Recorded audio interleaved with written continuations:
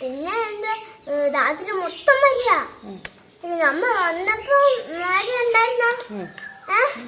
എന്താ അത്ര മഴ? പകല് മൊത്തം ചൂടാ, മഴ പെയ്താലും. അമ്മ ചേട്ടൻ പറഞ്ഞ ചേട്ടൻ എപ്പോഴും മേശ ഇടുന്നുണ്ട്. മഴയത്തോ?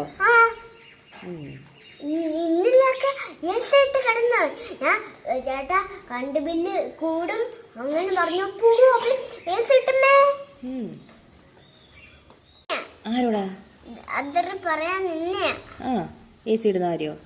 അമ്മയുടെ എന്താ പറയാഞ്ഞേ? സോറി, അറിയാതെ പറ്റി പോയത്.